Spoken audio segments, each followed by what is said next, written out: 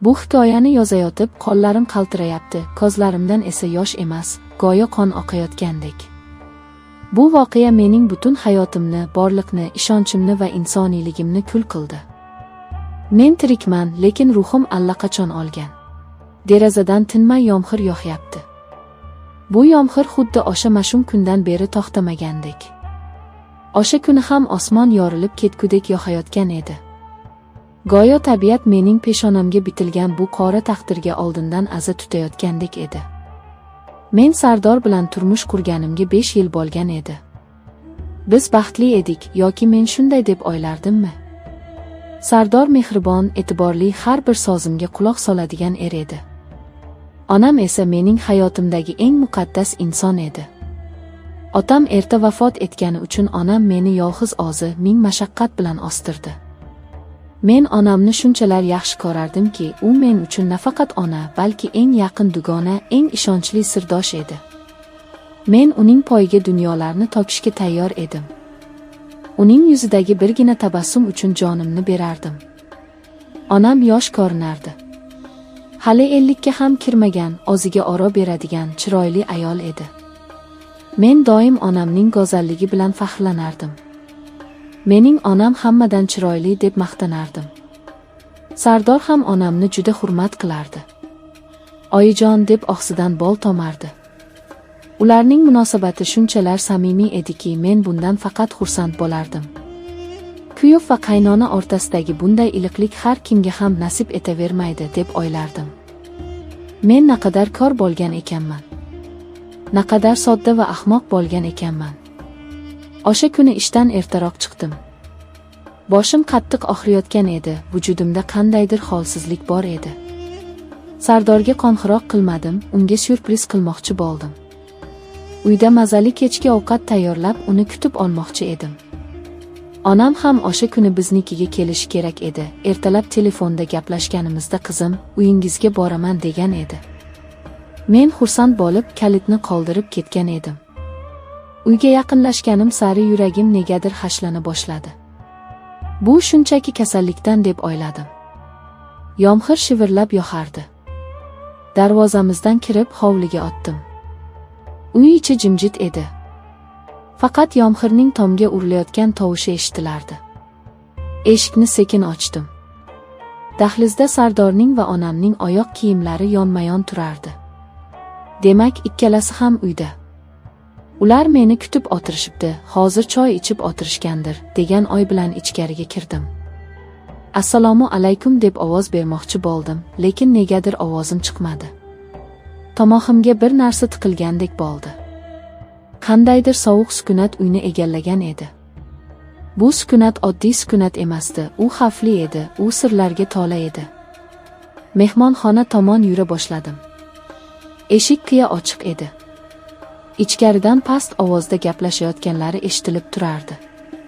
Bu Sardorning ovozi edi. Lekin u shunday ohangda gapirardiki, men bu ohangni faqat bizning yotoqxonamizda eshitgan edim. Aziza, sensiz nima qilardim, dedi u pichirlab. Men joyimda qotib qoldim. Aziza. U onamni ismi bilan chaqirardi. Oyijon emas, shunchaki Aziza. Bu qandaydir xato, quloqimga noto'g'ri eshitildi deb o'yladim. Hozir kiraman va ularni choy ichib o'tirganini ko'raman deb o'zimni ishontirmoqchi bo'ldim. Lekin oyoqlarim menga bo'ysunmasdi. Sekin, juda sekin eshik tirqishidan ichkariga qaradim. Ko'zlarim kor bo'lib qolsa edi. O'sha lahzada yer yorilib, men qariga kirib ketsam edi. O'sha manzarani ko'rgandan ko'ra olib qolganim 1000 marta afzal edi. Ular divanda o'tirishardi. Onam, mening pokiza, farishta deb bilgan onam, Sardorning ko'ksiga boshini qo'yib o'tirardi. Sardorning qo'li esa onamning sochlarini silar, yuziga tegar edi. Bu shunchaki qarindoshlik quchog'i emas edi. Bu ona va bola o'rtasidagi mehr emas edi. Bu ikki sevishgan, bir-biriga tashna bo'lgan erkak va ayolning holati edi. Onamning ko'zlarida men hech qachon ko'rmagan narsa bor edi. U Sardorga shunday qarab turardiki, xuddi 18 yoshli qiz birinchi muhabbatiga qaragandek. Sardor esa Mening erim, mening yarimim onamning qo'llarini olib kaftlaridan opardi. Har bir opich yuragimga sanchilgan xanjardek edi. Qizim bilsa nima bo'ladi dedi onam, lekin ovozida qo'rquvdan ko'ra noz bor edi. Bilmaydi dedi Sardor ishonch bilan, onamni og'ziga yanada qattiqroq tortib.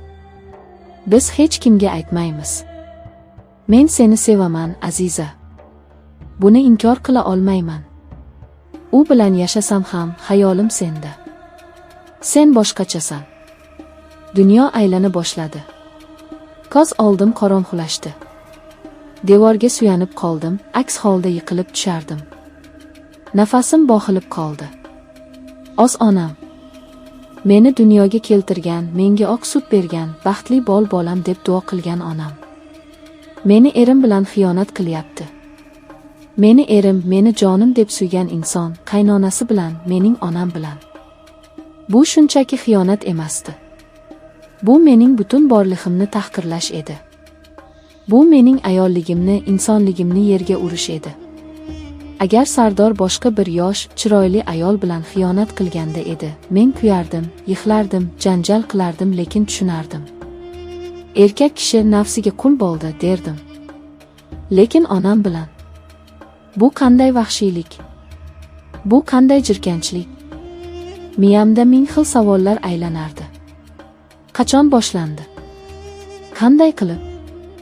Nahotki men shunchalik kor bo'lganman? Eslay boshladim. Onamning tez-tez biznikiga kelib turishlari, Sardorning onamni uyga tashlab kelishga oshiqishlari, bayramlarda onamga alohida qimmatbaho sovg'alar olishi.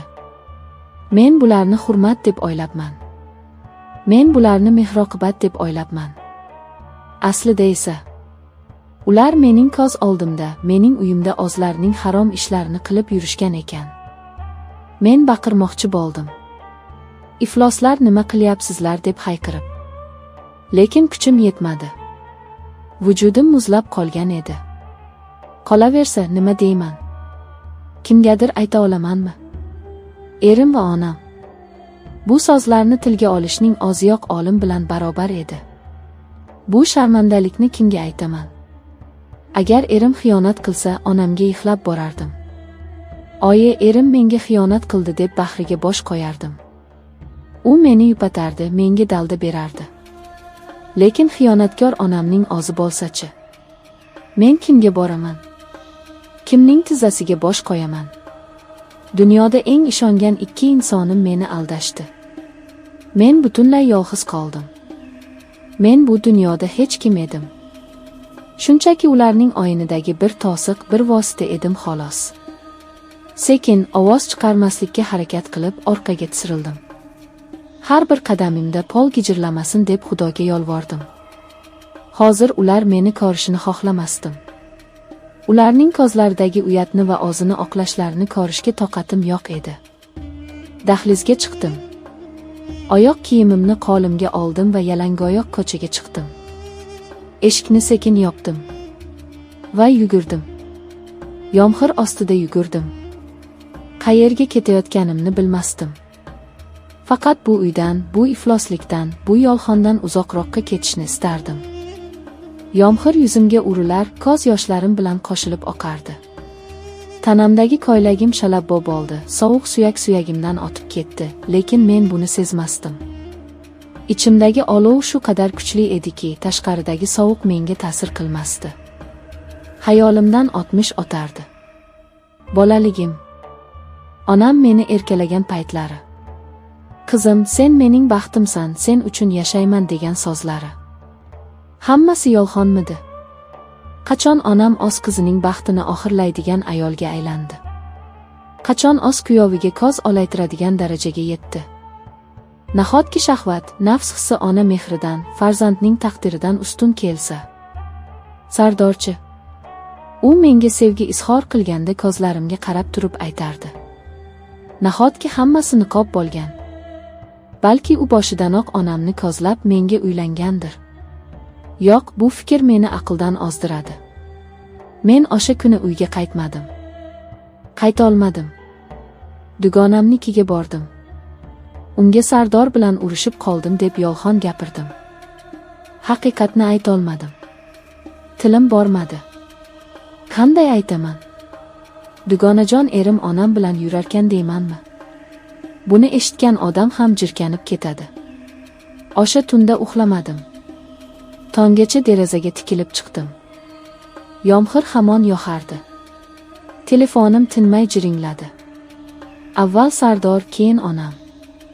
Qizim, qayerdasan? Biz xavotir olyapmiz degan simslar keldi. Ularning xavotiri ham soxta edi. Ular mening yo'qligimdan foydalanib, balki yana birga bo'lishgandir. Yoki sirlari ochilib qolishidan qo'rqishgandir.